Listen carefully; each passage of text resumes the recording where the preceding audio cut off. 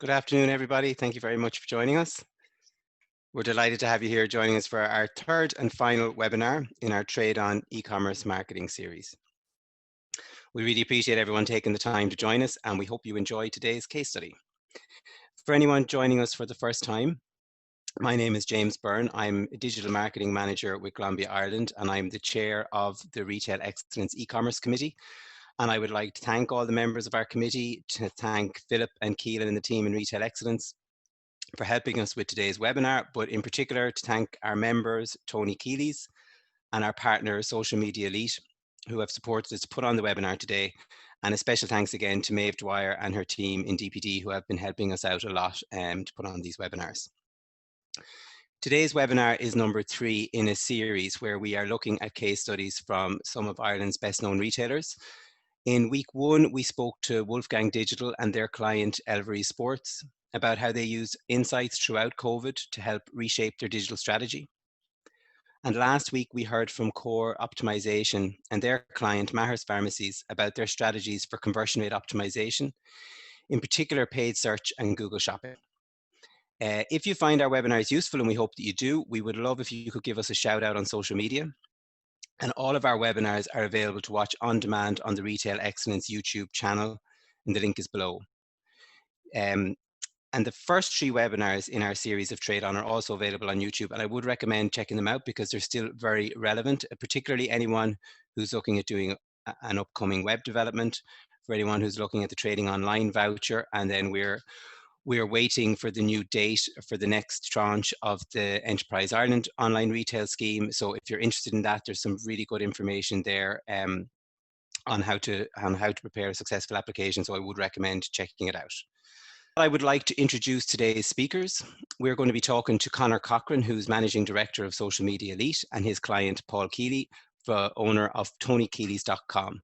And Tony Kealys are one of the biggest nursery retailers in Ireland and the UK, and we'll be hearing how Tony Kealys use social media to drive in-store sales, and importantly, how they measure those results. We will have a Q&A at the end, so I would encourage everybody to ask questions. You can ask questions throughout, so don't be shy. Please use the Q&A box, and we will cover as many of them as we can at the Q&A at the end. We did run over a little bit last week, but I can assure you we won't be doing that this week. The presentation will be nice and punchy, and we will have you on your way in plenty of time. So with that, I'm going to hand you over to Conor to begin his presentation. Whenever you're ready, Conor.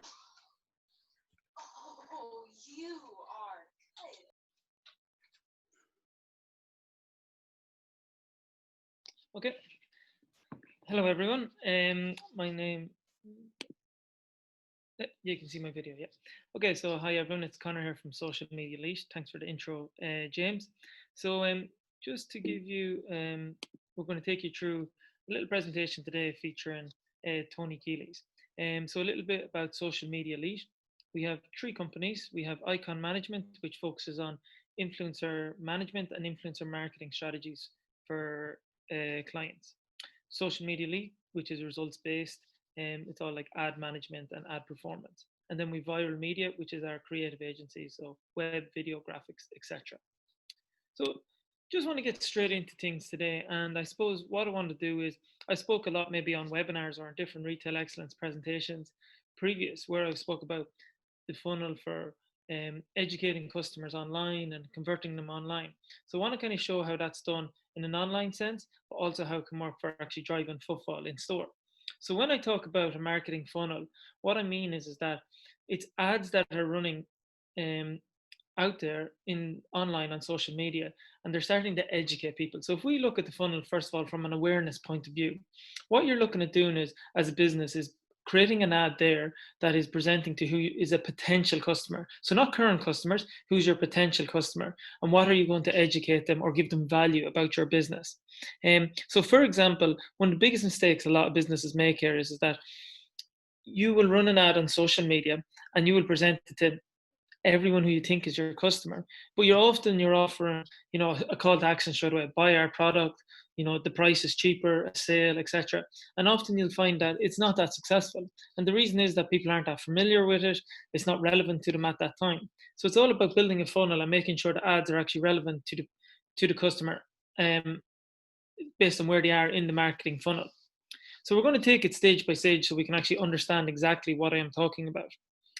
So a perfect example would be, at awareness, you might use like video or blogs to educate people about why to buy your product or your business. As you go down, you'll have like product carousels, and down to the very end of the funnel, you'll be looking at retargeting dynamically based on what they've viewed. Using organically then on social media, Facebook, Instagram, would be people who actually engage with the page or can see your content without paying for it. So if if you have a Facebook page or Instagram page and they have 10,000 likes or 10,000 followers, organically the people who only see that are obviously the people who follow the page. But the problem with organic these days is that the reach is so low. So even if you had 10,000 followers, you'd be lucky if even 1,000 of them saw that particular post. So that's why ads is so important. And I would also see that organic is only used as like a touch point with current customers, and it's not going to find you new customers. So who are the 10,000 new customers and how are you going to get them there? So let's start breaking it down, and maybe show you some results from some clients.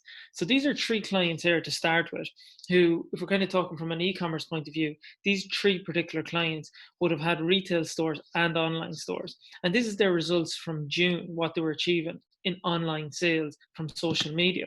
So you can see client A, just over 2 grand spent and 70 grand returned. What we obviously noticed during COVID was there was a huge surge in online sales, and the cost of running ads was never as cheap.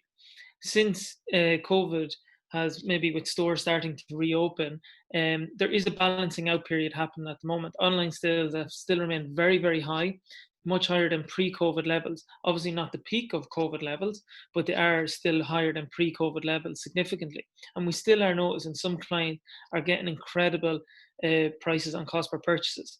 That client B was 59 cents to purchase. Now client B did have a specific new product launch in that period of time. Client C is a smaller retailer, but again, normally they'd spend probably around €1,000 a month. So you can kind of see for €1,000 a month, they're probably getting about 50 grand return a month. And these are figures that sound so unrealistic. And that's often why I use screenshots there to show that these are the capabilities of what your business can achieve today online. So there are 3 different industries, and there are 3 retail businesses with online stores. So what we're going to do is we're going to move on now and actually kind of do a real life case study. And that is Tony Kealys. So when I spoke about the funnel and how important it is, I actually want to show you what that might mean with a business alongside it. So let's take Tony Kealys, excellent retail business, obviously have multi-stores, and they have an online store. So what we look at doing at the very top of the funnel is awareness. Is we want to get out the expertise of who Tony Kealys are and what they are, but also more like the customer, what's of interest to them at that stage. So we might have a video out there which says how to pick the right pram for you. And if we put a video out in the newsfeed and we target to potential customers who that might be suitable to, what we're looking to see then is who watches that video for more than 15 seconds. If a video comes up in your newsfeed of a pram and you're not interested in a pram at the moment, you're not going to watch that video. But if you watch that video for more than 15 seconds, it's probably fair to say that you're somewhere in the market for a pram, or a family member is in the market for a pram. So based on that alone, if we put that in front of you and we get that metric that more than 15 seconds of it you've watched, we can move you down the funnel and we can tag you based on what you're after engaging with in the content. With the baby checklist, that's something that we might present saying like, here's a download your baby checklist guide, or it could be like a safety checklist. Here's everything you need to know to make sure your home is safe. All these bits of content, Tony Kealys aren't selling anything at that point, but they're giving loads of value to you, showing that, wow, that's actually really interesting. I never considered that when buying a pram. I never actually checked that safety piece at home, etc. At the same time, it's obviously relating to the products that they offer and the services they offer. The second phase of that, let's say the interest stage, now that we know that you've engaged in that content and you're some way interested in it, we would have that tagged on the back end. And now what we would do is we would have an ad running to you relating to the products you've engaged with. So if you watch that pram video, we would then be showing you a product carousel of prams. If you if you click the guide on safety or baby checklist, it might be more generic carousel relating to them products. So the real important thing here is that the ads that you're seeing are relevant to what you were engaging with prior to that. So I might go on and I'm getting hit with a pram carousel, and John might go on and he gets hit with a safety carousel for safety products for the home. The next thing then underneath that is I've gone onto the website and I've actually viewed that product, but I never actually purchased it. So that's where the decision stage, your dynamic retargeting kicks in. And that kicks in saying, oh, like kind of like wording like, hey, Connor, you forgot that product or you didn't buy it. And it's actually the exact product you viewed in your feed and to come back and buy it online. And I suppose that's the difference between the online and the store, how we make that different. Because dynamic retargeting, don't think there's much point in running if I live within maybe a couple of miles of the store, because I might be doing all that research online, but really I'm going to go in store and purchase the product anyways. So let's look at this a little bit further. So online ads. So when we're actually driving e-commerce sales. So as I was kind of saying, this video of, let's say, 7 things you should consider before you make a purchase about buying prams. That can be made like as a nationwide ad. That can be targeted to people within a close radius of a Tony Kealys store and within someone who could buy the product in the far side of the country where there's actually not a store near them and they could buy that online.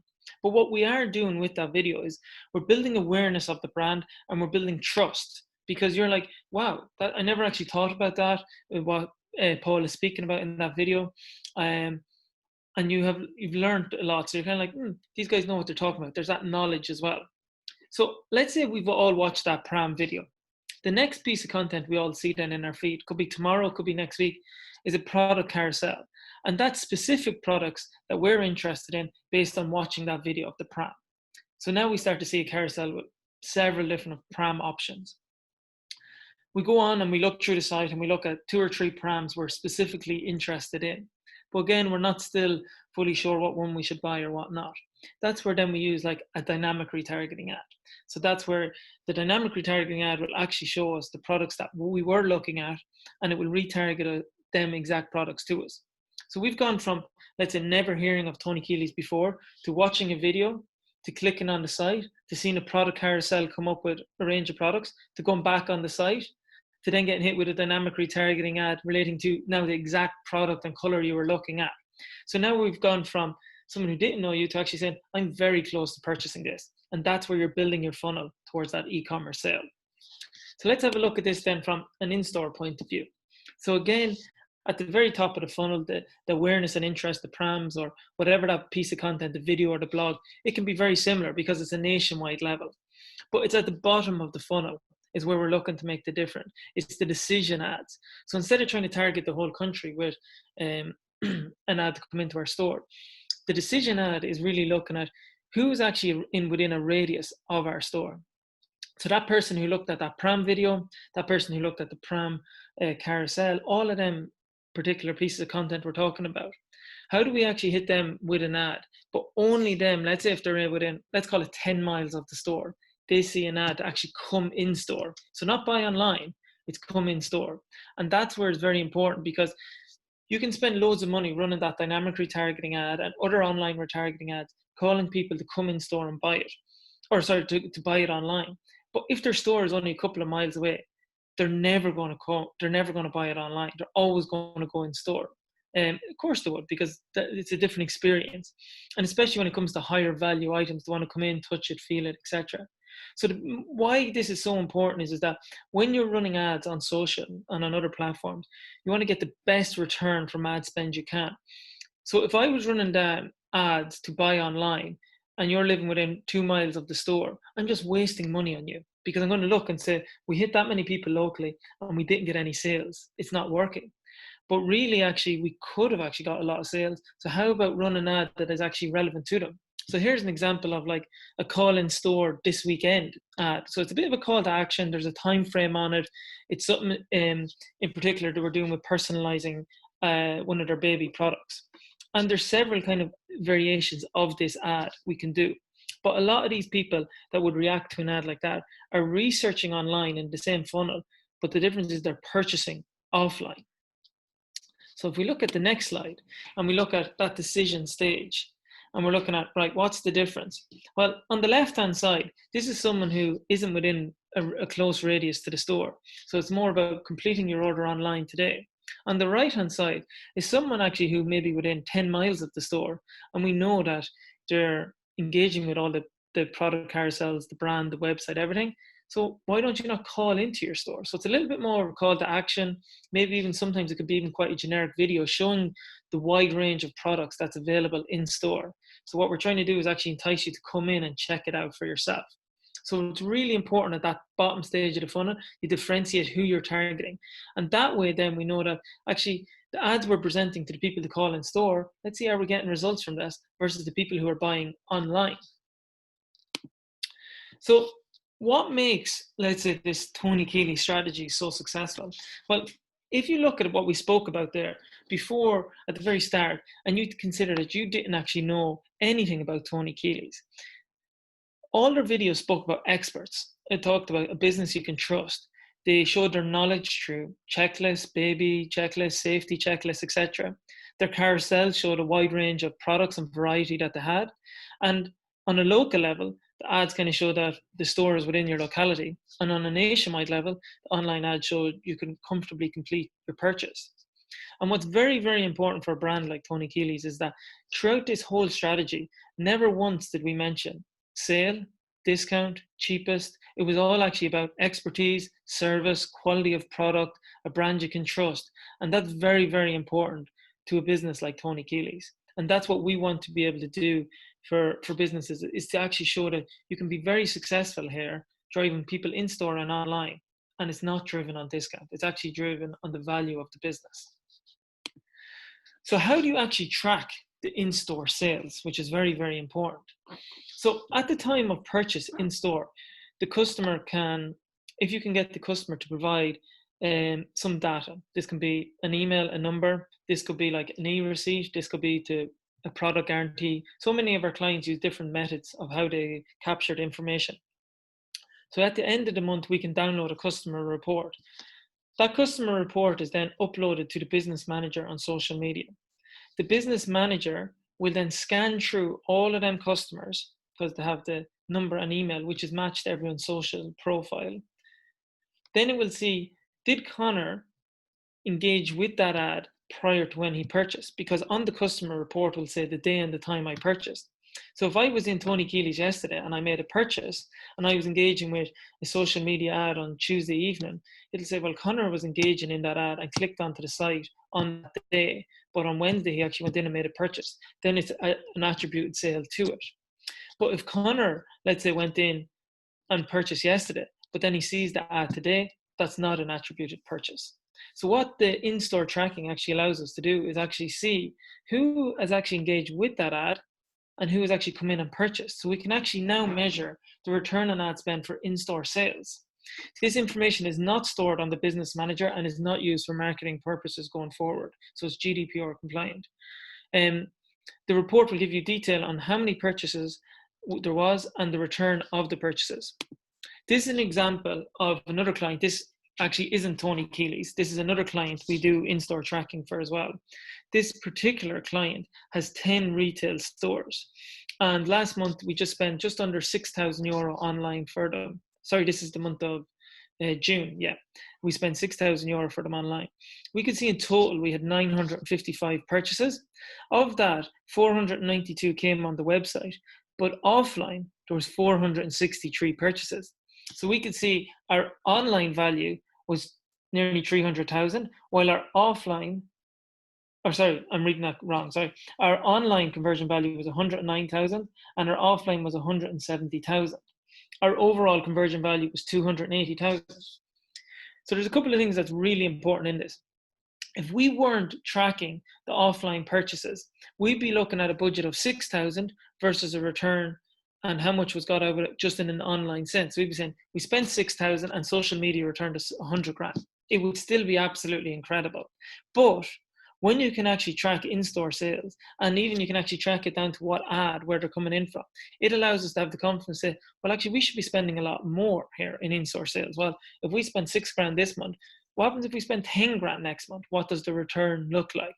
And when you can get the stats exactly tracking down to the in-store sales, the number of purchases, and the conversion value, it's so powerful to making decisions for going forward. That kind of covers everything I really wanted to speak about. It was really kind of wanting to show you the capabilities of what you can achieve, not just in online, but in terms of actually footfall in store. One thing we've noticed a trend across our clients is that, especially a brand like Tony Kealys, that if you're making a purchase like a pram and stuff like that, you will want to go in and see it, touch it, but you'll do a lot of research of that online. So you will see the higher value items will often be bought in store. So it's important that the ads are tailored to suit people within radius of the store and online. But it's also very important that that budget is measured against the return in store and not just an online return. Our websites are there, socialmediaelite.ie. Mine is Connor at, or my email is connor@socialmediaelite.ie. And if you have any questions, you can give me a shout. But if people want to send in some questions now, I know we're going to do a Q&A, and Paul is here from Tony Kealys, so he can even support what I've been saying and answer some.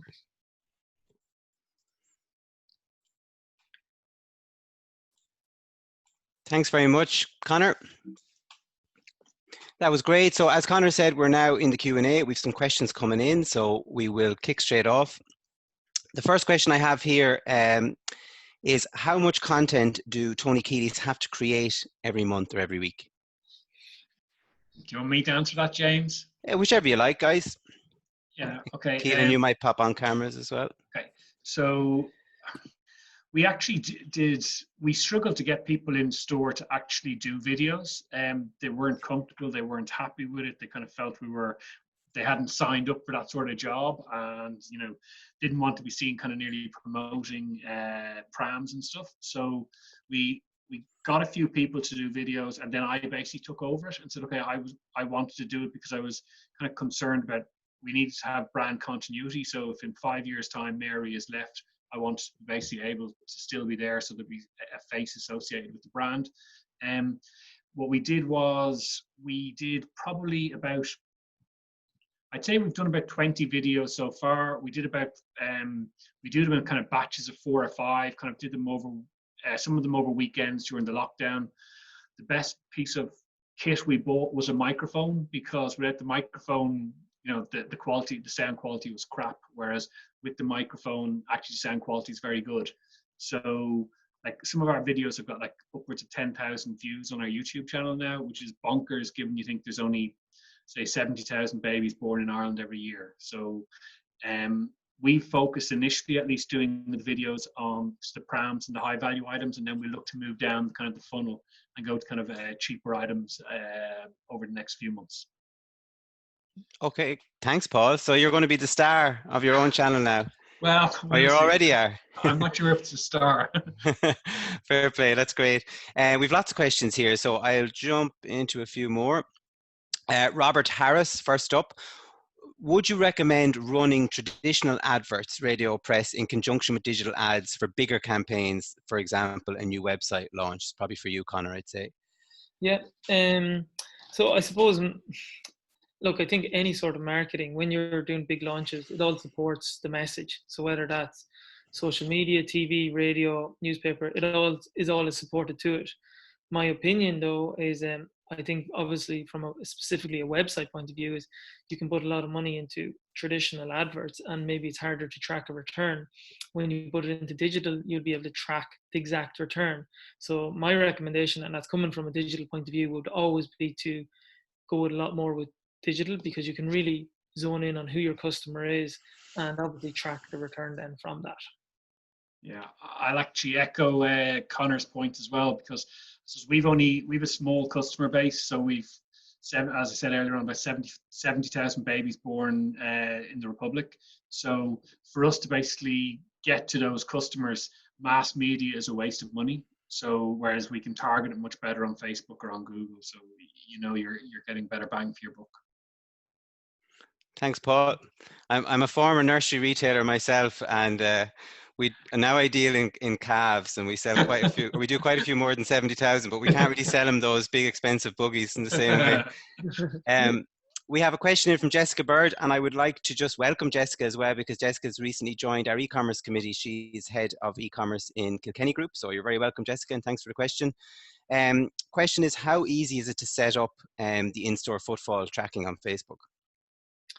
So what we're doing is actually not tracking the footfall, we're tracking the customers. So when the customers made a purchase, their data is collected at the time of purchase if they opt in for that. And it's that, obviously depending on what system they're using, it's that data then that is uploaded to the business manager. It's actually very straightforward once the data is collected to just put it in the right report format to upload against the business manager. It's not too hard at all, to be honest with you. It's just the collecting of the data, obviously, and having a system in your team that you collect data. So Connor, can you use it from anything like information, say from a loyalty program, or does it have to be e-receipts? No, it doesn't have to be e-receipts. Yeah, it could be a loyalty program. What you're looking for specifically is that the customer's number or email, when they purchased, obviously the date and time, because that can make sure whether the ad had a contributing factor to it or not. And then the value of the purchase, if obviously you want to have conversion value. If you've them three things, then you can do it. Okay, thanks, Connor. Another question here also from Robert is, how can you gauge offline purchases accurately? You've probably covered that there, to be fair, Connor. So I'll move on to the next one. Should Jennifer Lonergan in Kildare, I think, should we be concerned about giving Facebook access to POS data in store in order to use that conversion tracking? So you're not giving Facebook access to this with the way I'm talking about. So you're actually taking the data from the system and you're just uploading it then to the business manager. Not unless there's another system that Jennifer's referring to there, but you're not actually doing any direct link into it. Then when we upload that data to Facebook, nothing is stored there. It's only match points it's working off. So it's just used as match points and nothing is stored after that. So Facebook does not actually have access to any of the data or does not store any of the data. Okay, great. Paul, this one might be for you. You touched on this there. Are you getting your videos professionally edited or do you do them in-house? And actually 2 questions from 2 different people really asking the same thing. Are you using a phone or what do you use to record them? Yeah, so we're using an iPhone, we're doing the videos, and then what we've done is we've actually sent them on to Connor's team. And with some of them, he's put basically some text on the bottom of them and he's put our logo in the top. So, like, to be totally honest, our technical ability on this is was below anything. So like my 15-year-old son helps us with a chunk of this, right? So so it gets done from, we use a phone and then it gets sent over to Connor's team and they'll upload it onto kind of YouTube for us. So Connor's team have been excellent in doing it, but we're not doing really fancy graphics or anything. It's an iPhone works absolutely perfect. Yeah, that's something I'd reiterate that there with Paul. It's something often when we're dealing with retailers at the start, it can be a little bit intimidating to think that, God, we're going to have to do full production of this video. And what I would say is starting with an iPhone, just the right lighting, the right spot in a shop and a microphone, it just goes such a long way. And anything bigger launches, or maybe as Paul said, if you're doing 4 or 5 videos at once, maybe then it starts to make sense to get someone in for half a day to do professional videos. And we do find that with some of our clients, they like us to come in and actually support them and film for half a day. And that might actually get them away with video content for like 6 weeks or 2 months. So, but definitely starting with a problem.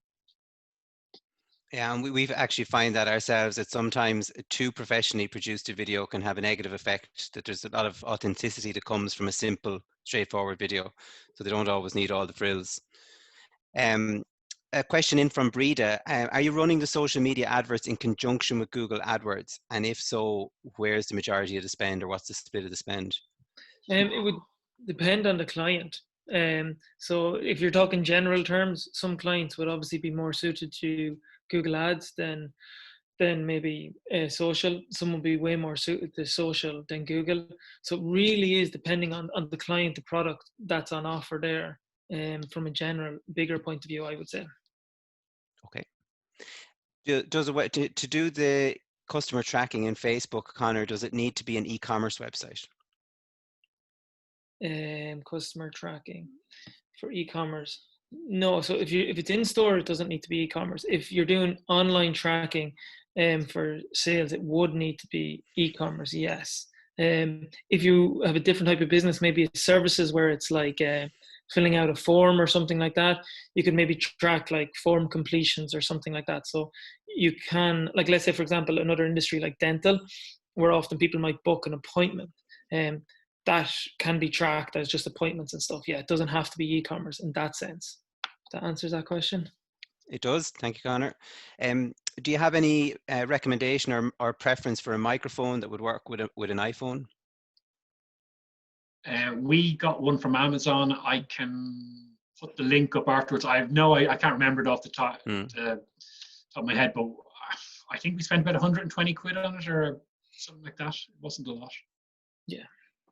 Great. Yeah, and actually in our own business, I think we got the most recently in Cons cameras or the camera center around €50, ones with a long cable. The cables can sometimes be a lot less problematic than the radio or Bluetooth ones.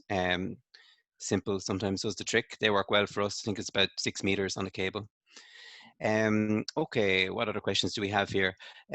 What are your thoughts on running competitions on social media? I maybe start with that, Paul. I would say competitions, they can be very good for driving engagement. I think if you want to collect customer data, they're very good. I think the problem I see with certain brands running competitions is that they run competitions that don't anyway relate to their business. So I always say, if you're going to run a competition, make sure it's of your own product, your own service. So for example, if Electric Picnic was on next month, don't run tickets to Electric Picnic, because everyone will want to win that. And it'll give you false engagement, false hope of new customers. It's not what your business is about. Make sure it's actually the competition relates to a product and a service. Don't run like and share competitions. They're spammy and they can get reported by Facebook. But they are valuable if run in the right way. Maybe Paul, you want to add anything to that? Yeah, when we run the competitions, it's normally for a new product launch. So we're trying to actually make customers aware of a product. So an example was recently we had a new pram launching, and we also had it's called a mini manicure set, which is a bonkers little set which costs 30 quid, which just basically allows you file down your baby's nails when your baby's. So we gave that out as a second prize in the competition. We sold about 50 of them over 2 weeks. And it was purely on the back of this was during lockdown. So no one had been in the shops, no one had seen this product. And it was purely on the back of it being a second prize in the competition. So it worked very well from that perspective to drive awareness of a product.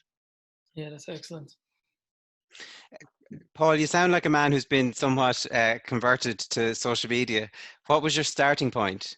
Yeah, look, I would be very negative. I would have been very negative. I find it just astonishing to believe that. So I don't spend time on Facebook myself. I find it astonishing to believe that people are kind of sucked in by influencers and all of that.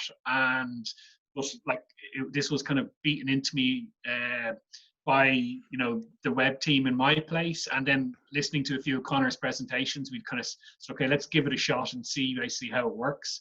And yeah, look, we've been blown away with the data. Like the biggest thing for us is that, and Connor alluded to it earlier on in terms of trying to drive customer awareness of our brand.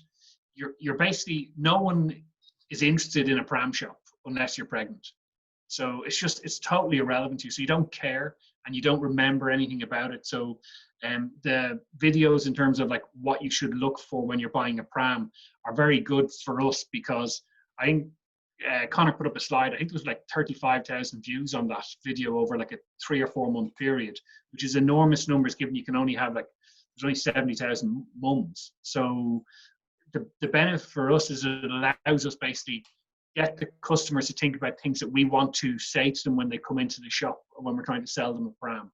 And that's great, because too often they're coming in saying, well, I want to buy the blue one or I want to buy the pink one. And we might want to sell them a certain one which suits their needs better. And then if we can get them to buy the product that suits their needs, they're much happier with us, and then they'll tell their friends about us. And that's what we're trying to do. So I've had my views changed, is probably the best way of saying it. Fantastic. And now you're an influencer yourself, so I wouldn't go that far. Turned gamekeeper. I think that's a great place to leave it, Paul. Thanks so much. Connor, thank you so much. That was a fantastic presentation, so insightful. I was scribbling away notes myself as well as we went, so we really appreciate the time. Just to thank everybody again, like with the time that goes in to prepare for these presentations as well, everyone has given up a lot and we really do appreciate it. We want to thank everyone again for joining us. We appreciate your time. To remind you again that all of the webinars are available on the Retail Excellence YouTube channel. We will be emailing you tomorrow with the slides from today and also a link to the recording. And we will also include a survey. And if I could just say, please, it'll be a really short survey. We would hugely appreciate your feedback. It will help us improve future webinars. So just take a moment to give us your feedback on today and also the previous 2 sessions. And with that, I will just say thank you to everybody once again, and have a great day and a great weekend. Thanks all.